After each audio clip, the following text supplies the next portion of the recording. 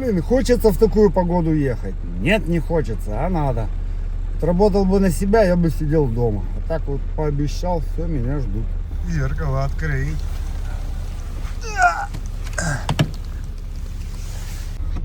Едем. Греемся.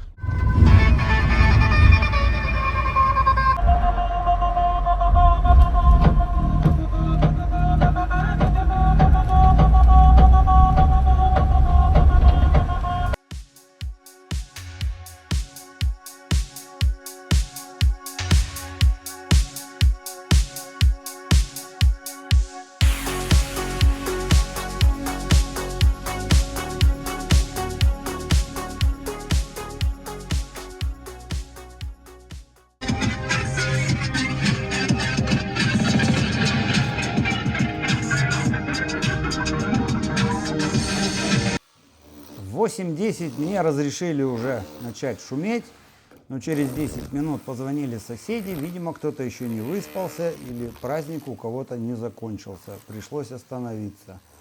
Но есть была и другая работа, так что такие вот итальянцы нежные. Хотя по расписанию с 8 часов можно уже шуметь, ну, наверное, не на Новый год.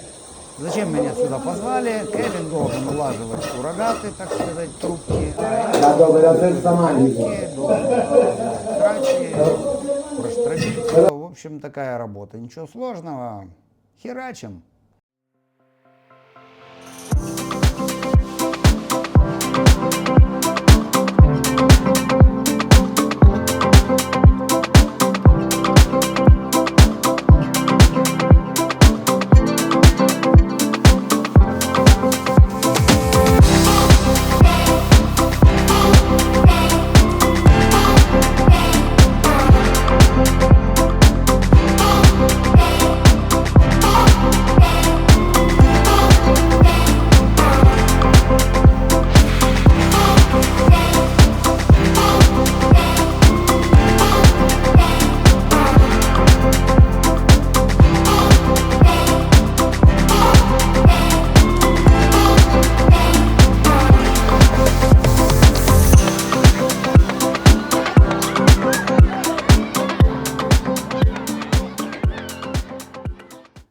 Если думаете, что это просто сделать такую работу, видели бы вы, сколько мне помощников делали, то узкая трача, не влазят курагаты, то коробка выпирает наружу, то она не по уровню, а иногда такой ремонт, что линия высвечивается, и это очень важно.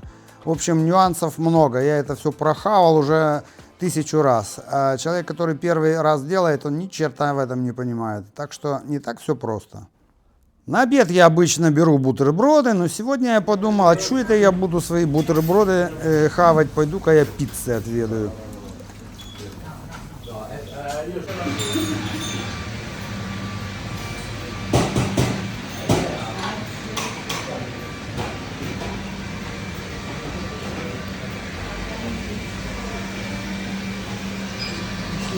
Вкусняшки.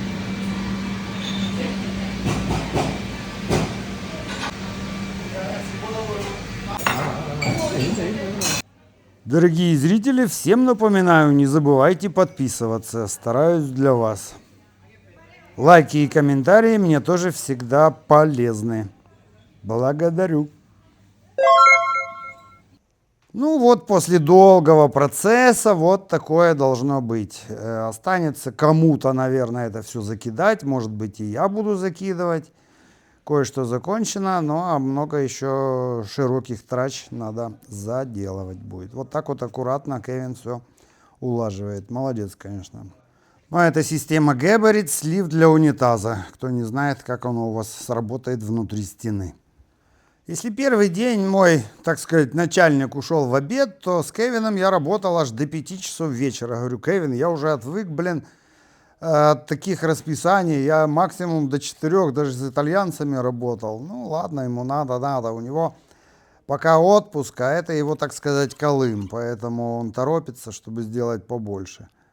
Еще, думаю, выйду с ним в субботу. Опять же, мне разнообразие. Честно вам говорю, что иногда на кого-то надо поработать, чтобы сильно не расслабляться. Хочу, не хочу. А здесь просто надо, то и идешь. Пока так. Здесь выдолбал дырку для основного распределительного щитка, установил коробку, вот такой он будет большой. Напоминаю, это breakfast, типа маленькой гостиницы. Такая фигня. Ненавижу я зиму в Италии здесь. Блин, смотрите, что творится. Да вот, я не знаю. Солнечная Италия. А со вчерашнего вечера это все так. И что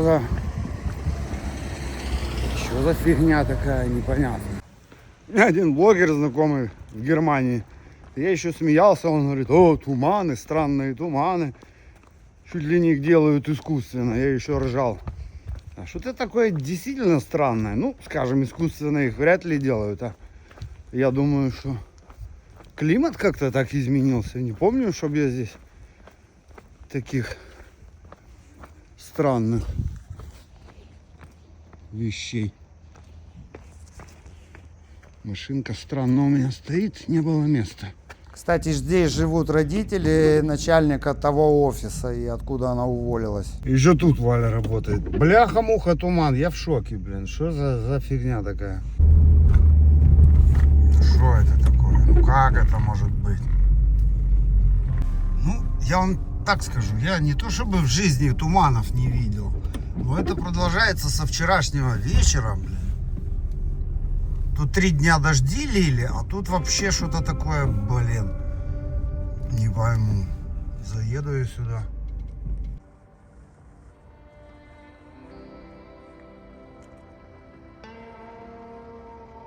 И в такую погоду ехать куда-то, как мне час езды, это сколько я буду ехать и сколько аварий там может быть по пути.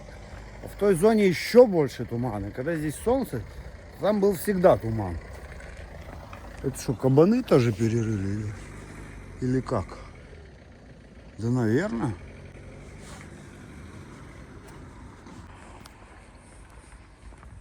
Такая погодка, блин. Цирк, блин. Только что приехал. Валю отвез на работу, звонит. Приедь, забери меня. Бо они там боятся заразиться. Год у меня супер начинается. Вы понимали, как я еду. Это еще там еще более-менее было. Здесь внизу в городке вообще капец. Валя меня здесь тренирует по туманам ездить. Как аварии можно делать? Видите, сзади едет чувак без этих самых, с включенных фар. Если видите.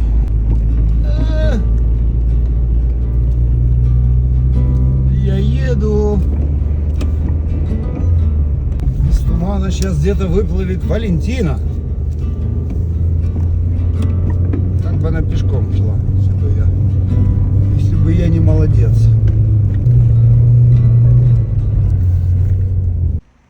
Купили кошкам. Видите, труба, слив посередине. А мне кто-то говорил: а почему ты ставишь посередине, типа надо по краям дома ставить? Кому как надо, так и ставить, где как удобно.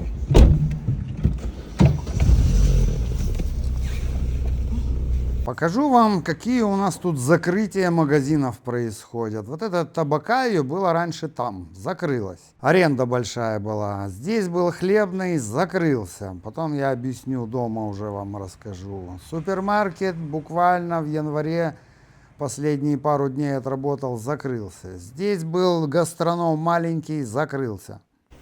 Вот так вот закрываются здесь все магазины. Еще рядом со мной закрылась парикмахерская. Буквально после коронавируса они чуть-чуть попыхтели. И все. Здесь тоже была парикмахерская.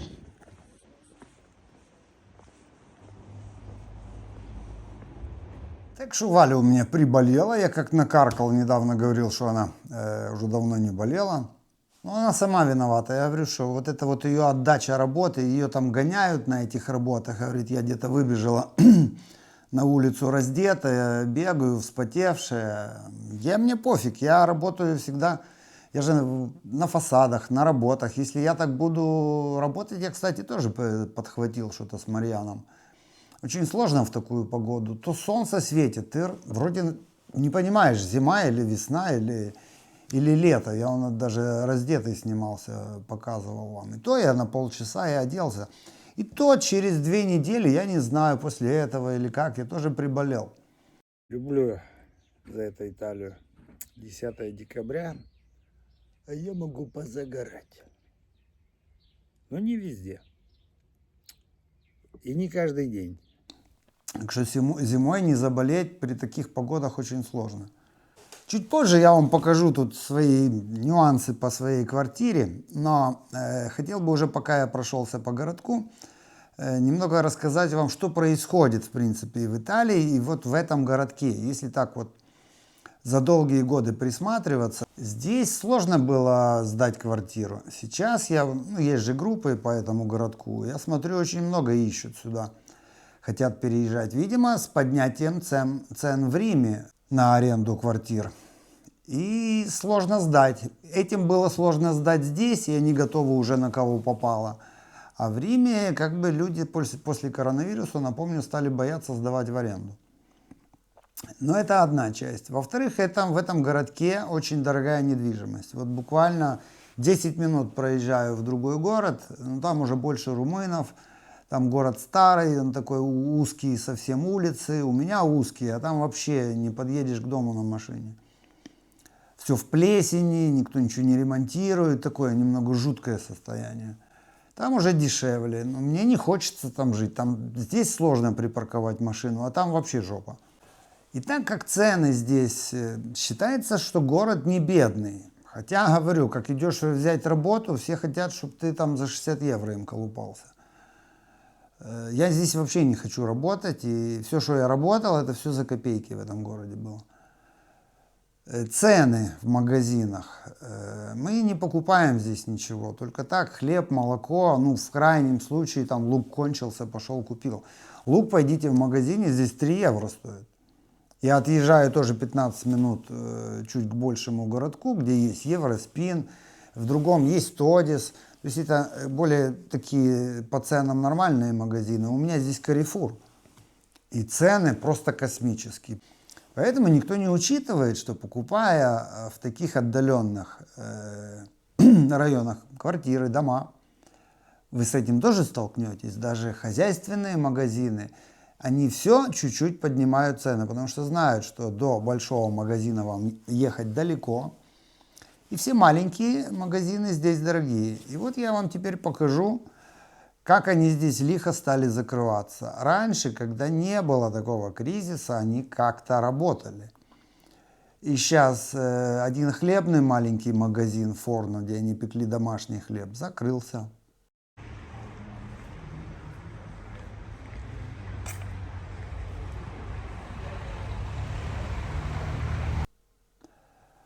Гастрономчик такой маленький был, с этим, кстати, хозяином я 10 лет поругался назад, бо сильно хитро сделано, и я терпеть не могу хитрых. И я к нему вообще не ходил. Мне что, негде купить, что ли? Я как-то обойдусь без тебя.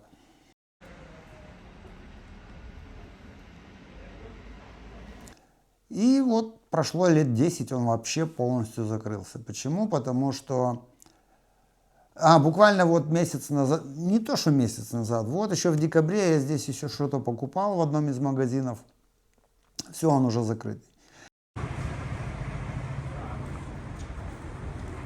Причем это уже второй хозяин, за последние лет 5 поменялся. Он как-то пыхтел, работал. Опять же цены. Если я беру упаковку воды, допустим, просто последний попандос, я в шоке был. Евро 62, я не знаю, самая классная вода, по-моему, 2,50 Сантанна стоит упаковка. Она чистейшая. То кончилась вода, я пошел в этот магазинчик купить воды. Цены нету, они же не пишут, хитрые тоже.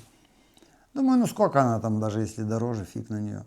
Подхожу к кассе, он мне что-то 4,50 за упаковку воды.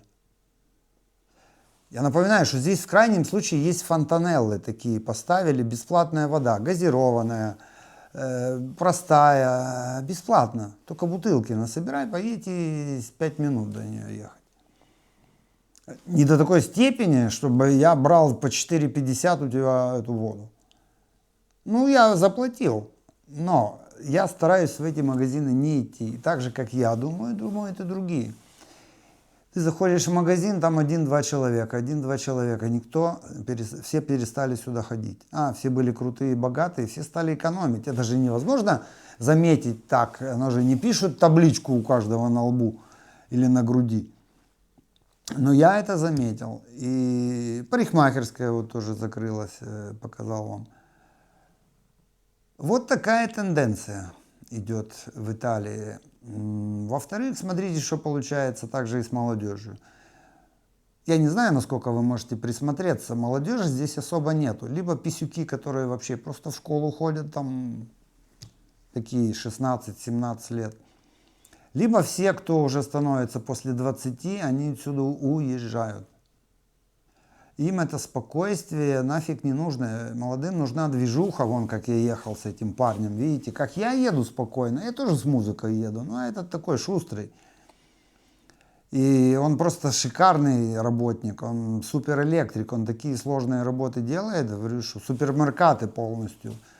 Видеокамеры, музыка, громкоговорители, сигнализация, все сам соединяет, все сам устанавливает, он как бригадир работает. И юрного возраста. Но, видите, у каждого так по-своему азарт к работе или к какой-то специальности появляется. И такой супермаркет сделать, это 500 000 евро стоит смета. А он зарабатывает 2000 евро в месяц, как бригадир. Да, ему выгодно, там есть свои нюансы, свое, но, скажем, если бы человек работал сам на себя и хотя бы хоть не такие большие, но работы брал бы сам, он бы мог бы иметь и 10 тысяч в месяц, и 7 тысяч, там надо мозги, чтобы это все делать. Работать в контракте на кого-то вам никто такие деньги не даст, потому что невыгодно им налоги платить. Все хитрые, все жадные здесь стали. Сейчас пошел, рассчитаюсь, думаю, с моим коммерчалистом, с бухгалтером. Я же закрыл партиту Ива. Говорю, что я тебе должен за твои услуги? А ему я платил 50 евро в месяц. То есть за 3 месяца 150. И последний раз я его на дороге увидел, заплатил ему 150. В прошлый раз я у него был, когда закрывал партиту Ива, ему напомнил. Он говорит, да. Там принесешь мне это что-то там 200 с чем-то евро, 150 за 3 месяца и там 50-60 за закрытие партиты Ива. Сейчас его спрашиваю, так, сколько я тебе должен? Ну, сколько там, 2 по 3, типа 300 евро. Я говорю, как, я же тебе давал уже на улице. И мы в прошлый раз говорили, вы понимаете, в последний момент пытается у тебя урвать еще какого-то бабла, блин. Устал, я говорю, закрыл, я хочу отдохнуть. Как будет, так будет. Я не знаю, где я буду работать, как я буду работать, пофигу. Видите, сейчас такая погода, вообще не хочется. Ну, есть пару работ. Одна мне женщина отказалась, тоже моя подписчица. Ну и слава богу, потому что это что далеко было, там аж черт знает где, опять час ехать. И женщина такая, я не понимаю. Я и так потратил на все эти переговоры. Почему я говорю, что... За цену не договорились толком, не договорились, что я эту работу беру, никаких задатков мне не дали. А месяц я с ней полмесяца обсуждал, что купить, как купить. И в конце она мне еще что-то наезжать на меня начала. Вот она, кстати, смотрит, мне все равно, что вы смотрите. Может, если вы не понимаете, что вы сделали, мне человек в конце, я столько времени на нее потратил, она мне говорит, много текста, найди мне плитку сам. Я говорю, знаете что? Я у вас работу еще и не взял, и что вы так со мной разговариваете? Вот так вот с нашими работать. И когда я вам показываю, что я работаю с итальянцами, итальянцы так со мной не разговаривают. Вот наши, особенно вот, наши почему-то вот нету уважения к рабочим. Типа, я тебе плачу, ты мне должен, чуть ли не давай бегом, блядь, это шуршать под тобой. С какого перепугу? И сейчас она мне говорила, после 6-го будем делать, я ей сейчас звоню, вчера буквально, мне присылает сообщение, не, я с вами не буду дискуссировать, я найду кого-то рядом. Да я вам даю 100%, что с вашим характером вы спокойно работу не закончите.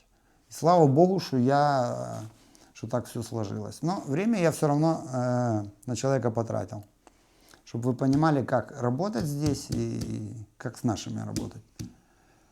Не все, конечно. Вот еще на одну квартиру поеду, надо стену ремонтировать, тоже, возможно, душевую дверь поменяю, надо замерить размеры.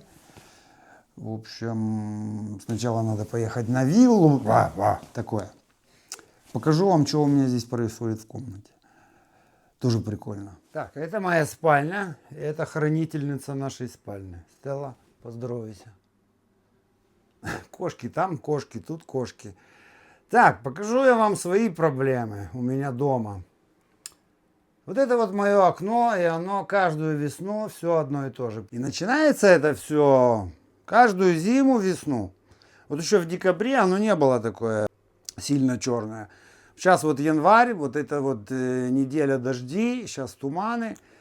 И все, сырость. Я борюсь с этой сыростью так же, как и у Светы. Показывала вам деумификатор, она купила, у меня есть свой дома. Я его купил в первый год, как сюда приехал. Он, кстати, 20 лет работает идеально. 100 баксов, он уже такой старенький, а мне что? Видите? Набирается водичка тут постепенно. Я не включаю его надолго, на часик, может, каждый день. И так он нас спасает. Самое интересное у меня за окном. Вы даже не представляете, в каком говне я здесь живу. Сейчас покажу с той стороны, там чуть удобнее. Это капец. Вот это у меня ванная комната. Я вам покажу, что тут за окном. Не очень-то удобно. Придется телефон запхать сюда. Видите, здесь вот живет цветочник. Торгует цветами, у него свой магазин там. Он арендует эту квартиру, контину эту. И вот такое вот у меня здесь творится.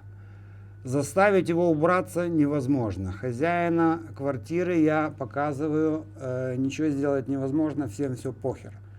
Голубям тем более все похер, они уже разорвали всю мою сетку. А мне ее залазить на этой высоте вообще неудобно делать. Что-то ремонтировать. Опять же, кто мне это оплачивает? Я плачу за аренду. Почему я должен жить в таком говне, блин? Кстати, там сверху Марьян живет. И его тоже задалбливают эти голуби. Вот такая у меня хрень здесь. Я психовал, нервничал. Говорю, блин. Один раз я спустился, через окно лестницу поставил. Целый день я убирал, я 4 мешка дерьма, блин. Просто вот этого помета голубиного собрал. Я говорю, вывози сам, блядь. Я еще говорю, этого мне не хватало. Да. Думаете, кто-то мне заплатил что-то? За сетку, да, что я установил, я содрал полтинник с этого хозяина дома. Ну ему пофиг, он еле-еле отдавал мне.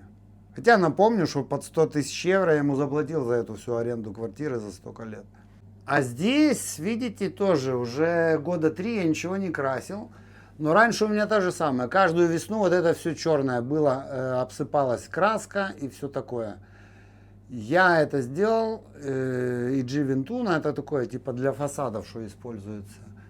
И супер работает. Дал одну руку клея первую, снял вот эту всю шпаклевку старую с краской и замазал, сделал так. Вот, кстати, на севере Италии используют именно такие штукатурки. Им пофиг, что оно шершавое. Главное, что нету гипса. Есть и более гладкие для наружных работ, то есть такие на основе извести. Можно их. Но я почему-то мне-то все равно здесь, что у меня гладкое, не гладкое, я сделал так.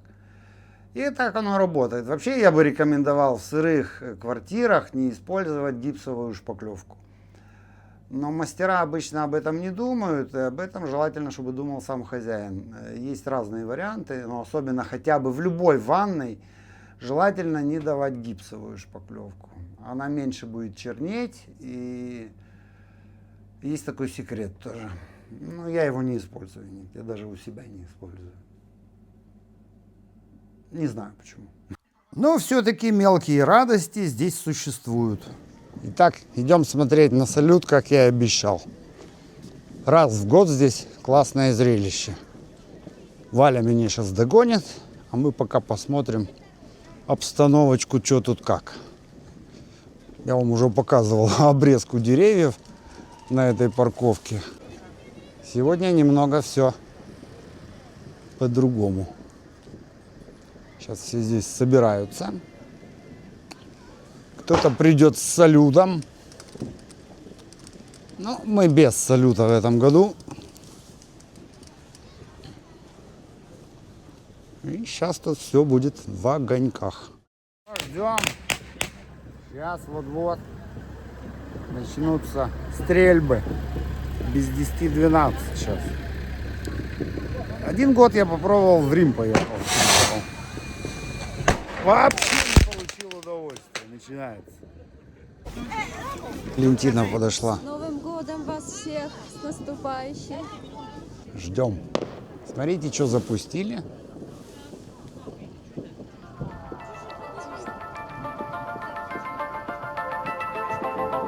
Желание нам загадывает. You wait.